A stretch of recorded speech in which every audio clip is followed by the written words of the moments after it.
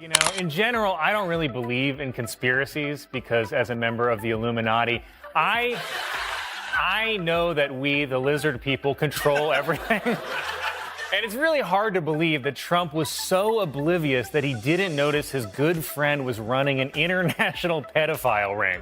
Though I guess Trump is the one guy on earth who thinks YMCA is a straight anthem. On a basic level, it's just shocking how many alleged pedophiles Trump was friends with.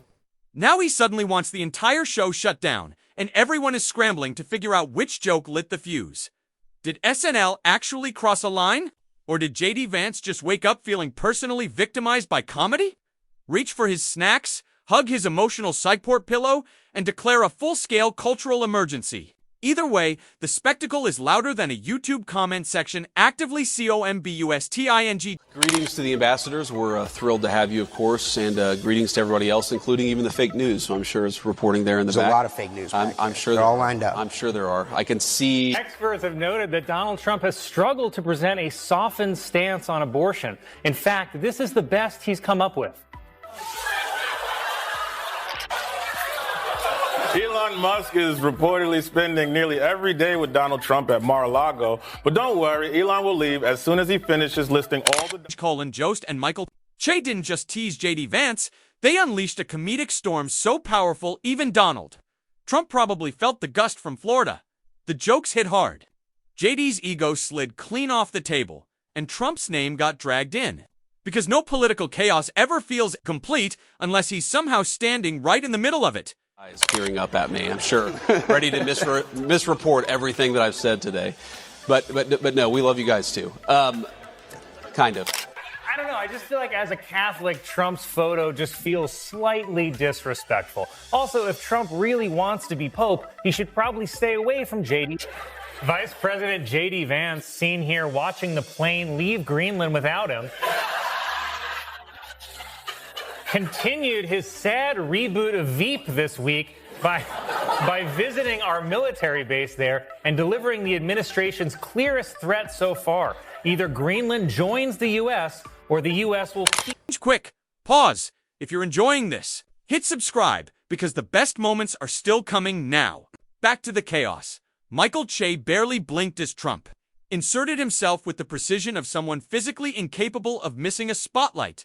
Before the laughter even finished echoing, Trump tried to reframe the issue, not the roast, but comedy itself. Television left-leaning humor. Basically anything that let him avoid admitting that a joke is still just a joke. In the Middle East are crediting President Trump with brokering the Israel-Hamas ceasefire. But it makes perfect sense to me because sometimes crazy people only listen to other crazy people. Like when you see a guy jacketing on the subway, you don't just ask him to stop. No, you got to take off your pants, too. And the White House also announced that Vice President JD Vance will travel to the Vatican for Pope Leo's inaugural Mass. And I'm not a huge fan of his outfit. But Trump kept pushing, turning JD's awkward moment into a full-blown political saga. Colin Jost calmly pointed out how every headline JD wanted buried somehow came back louder. Now stamped with both their names, Trump's rescue attempt had all the subtlety of a marching band rehearsing inside a library.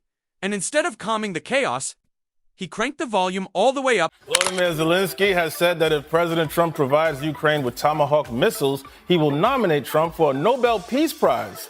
You know, the prize they give you for selling missiles. There was outrage this week over a leaked group chat between Republican leaders which praised Hitler and referred to black Americans as watermelon people. The chat was named Joe's Family.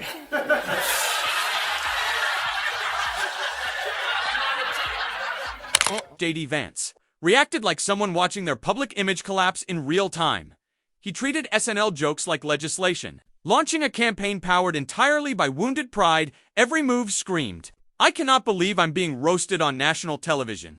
Meanwhile, Colin Jost delivered the jokes with the calm confidence of someone casually rearranging another man's public persona purely for sport. President Trump finally released what everyone has been asking him to release. Nice. George Santos, the former Republican congressman who had pled guilty to fraud and something called aggravated identity theft, which I think is when you push someone into a closet and switch clothes with them.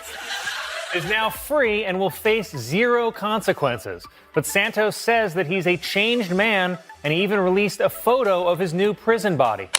Michael Che stayed relaxed, radiating, "This is comedy, not a diplomatic emergency." The crowd lost it. The internet combusted. People replayed the clip like a season finale. Someone absolutely turned it into a ringtone. If embarrassment came with a subscription, J.D. Vance accidentally bought the deluxe annual plan. Trump's attempts to defend J.D. only made it worse. Every interview, every post, every mention of SNL sent more viewers straight to the clip. Comedy didn't retreat. It multiplied. Pam Bondi claimed that if not for Donald Trump seizing fentanyl at the border, 75% of all Americans could be dead. But hey, don't threaten us. President Trump addressed a joint session of Congress and claimed that no president has changed government faster than him. Yeah, and nobody changed airport security faster than bin Laden. President Trump responded to a report showing the U.S. economy was declining by posting, "Be patient. And if his brain gets any worse, he's gonna be patient." J.D. Vance kept fighting. Trump kept getting louder. Neither noticed the world had already moved on to the joke itself. Colin Jost said nothing, and that silence became the most powerful move of all. No replies. Just proof the job was already done. Every new reaction turned simple sketch into a masterclass in fragile egos and why fighting laughter always backfires. Traveling on Air Force One to the Middle East to celebrate the ceasefire, President Trump told reporters, "I don't think there's anything that's going to get me into heaven." Then he paused for 10 full minutes, waiting for someone to say, "That's not true." Because Trump can't go to heaven. He's far. And in legal news where someone definitely won't get convicted, Donald Trump is being investigated for fraud by New York's Attorney General, who wants to depose Trump. The moment exploded beyond a roast and became a cultural checkpoint. J.D. supporters defended him while still laughing. Supporters blamed everything except the joke. Even as they quoted the memes, even people who usually criticize SNL admitted it was hilarious. Because nothing entertains the world more than powerful people unraveling over punchlines. Meanwhile, Michael Che probably snacked in peace as the meltdown spun itself into folklore. President Trump impersonated a transgender weightlifter in a speech to graduates at the University of Alabama, which is a sentence so stupid it couldn't even get into the University of Alabama. President Trump, while on his trip, said that Iran has sort of agreed to terms for a nuclear deal in the same way Trump has sort of agreed to uphold the Constitution. Many people in Saudi Arabia were very happy with President Trump's visit to the country because rich Saudis love the... Jost became the unexpected winner of a PR battle he never even entered. J.D. Vance became the symbol of someone who simply can't take a joke. Donald Trump became the man who tried to lead the meltdown and accidentally immortalized it. The joke faded, but the reactions became legendary. Comedy didn't win by crossing a line. It won because two politicians took themselves far too seriously. Government shutdown in history finally ended after 43 days. And you know, first day back in the office, you got to check all those piled up emails. House Democrats released an email written by Jeffrey Epstein in which he claims that Donald Trump, quote, knew about the girls. It's bombshell news that legal experts are calling duh. This week's Epstein documents are... Public shifted from laughing to studying the meltdown like a piece of cultural history. Analysts dissected JD's frustration, Trump's theatrics, and the internet's refusal to move on. Trump kept describing the roast like a national emergency, inflating it until comedy sounded like it personally stormed the Capitol. The country didn't buy it, but they watched. And that attention kept the fire burning. Epstein's brother asked if Vladimir Putin has a picture of Donald Trump giving oral sex to someone named Bubba, which was an old nickname for Bill Clinton. So I guess that's one job Trump has created. I don't know if that oral sex story is true, but I do know that image is burned in my brain like that scene from The Shining. According to one released email, Jeffrey Epstein claimed that he was, quote, Trump escalated everything, turning JD's embarrassment into a shared national mission the moment comedy became the enemy. Comedy became the crowd favorite. People who hadn't watched Colin Jost in months tuned back in. People who didn't even know J.D. Vance learned his name through laughter. The worst possible introduction silence could have saved them. Pride pushed the story forward. carpet, which matched the color of his tie and also the length. They also rolled out a mobile McDonald's truck for President Trump's visit, featuring Saudi Arabia's most popular new burger, the McJournalist. President Trump posted that he is bringing back Columbus Day. And as a tribute to Columbus, RFK is bringing back smallpox. As Trump's involvement grew, he stopped defending JD and started defending himself. JD faded into the background of his own meltdown. Soon, both names were paired automatically, not for policy, but for overreacting to jokes meme culture adapted instantly.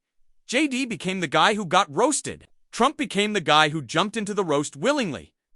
When he criticized our immigration policy in the way that he has, we are not called as Christians to obsess over every social media controversy.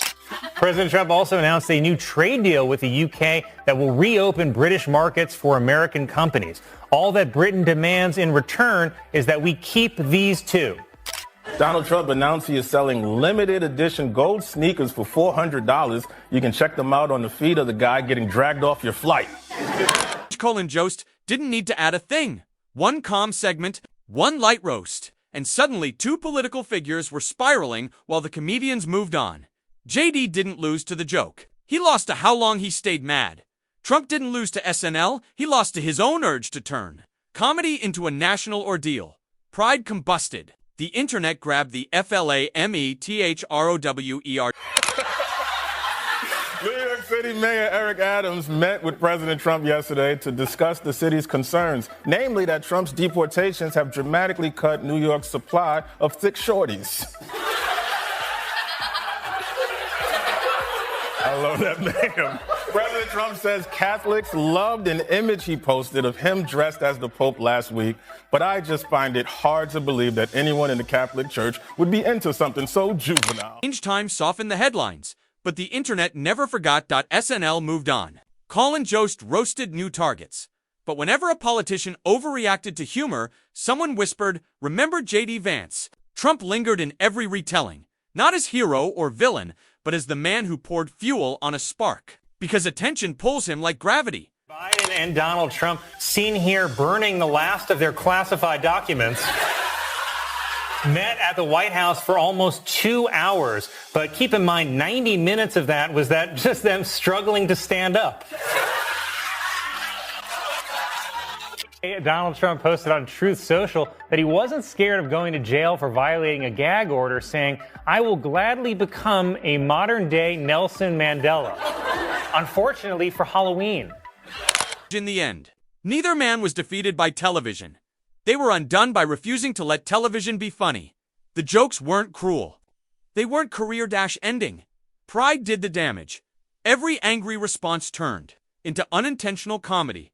Power didn't matter. Status didn't matter. Humor always wins because ego storms off and laughter stays.